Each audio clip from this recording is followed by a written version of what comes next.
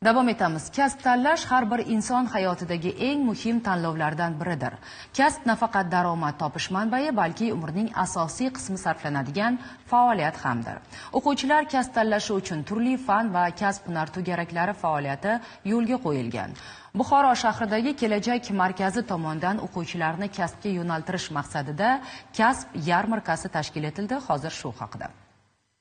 Buxoro shahar 26-maktab o'quvchisi Maftunaxon Nabiyeva darsdan tashqari vaqtlarda Kelajak markazi tarmoq to'garaklarida qandolatchilik va oshpazlik sirlarini o'rganishini aytadi. U kelgusida shu yo'nalishda milliy brendiga ega bo'lib, katta sex faoliyatini yo'lga qo'yish orzusida.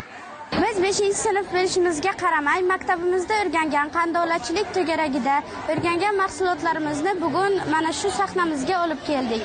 Men kelgusida o'zimni katta brendimni ochib, xalqqa xizmatini qilib, yetuk qandolatchi bo'lishni xohlayman. Buxoro shahridagi 14-maktab o'quvchisi Charosxon esa hunarmandchilik sirlarini o'rganib, mustaqil ravishda tayyorlagan mahsulotlarni kasb yarmarkasiga olib keldi.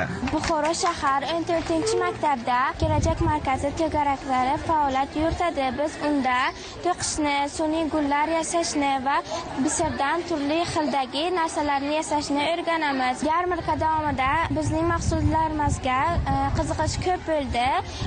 Shuning uchun biz shu kasbni hunarni tanladik va mukammal o'rganamiz. Buxoro shahar Kelajak markazi tomonidan tashkil etilgan kasb yarmarkasi doirasida kasbiy ta'limni ommalashtirishga qaratilgan keng qamrovli yarmarka Buxoro shahar maktablarining 500 nafardan ortiq o'quvchilar uchun foydali bo'libgina qolmay, tajriba maydoni vazifasini ham o'tadi. Mazkur yarmarkani tashkil etishda asosiy maqsad o'quvchilarning o'sha kasbga bo'lgan qiziqishlarini aniqlash, zamonaviy yo'nalishlar va innovatsion loyihalari bilan tanishish va ularni o'sha kelajakdagi o'zlarini rejalarini tuzishga ko'maklashishdan iborat. Yarmarkada shahrimizdagi 45 ta umumta'lim maktablaridan kasb-hunarga qiziquvchi o'quvchi yoshlar ishtirok etishmoqda. Ular o'zlarining ijodiy ishlarini va qobiliyatlarini namoyish etishmoqda. Bunday yarmarkalar yoshlarni ilhomlantiradi, ularga o'z ustida ishlash va katta maqsadlar sari intilish uchun motivatsiya beradi. Eng muhimi, yoshlar o'z qiziqishiga mos kasbni amaliy tarzda ko'rib, kelajak rejasini oladi. Buxoro shahar Kelajak markazi tomonidan kelgusida bu kabi keng qamrovli innovatsion festivallar, startap tanlovlari va xalqaro hamkorlikdagi ta'lim loyihalarini tashkil etish rejalashtirilgan.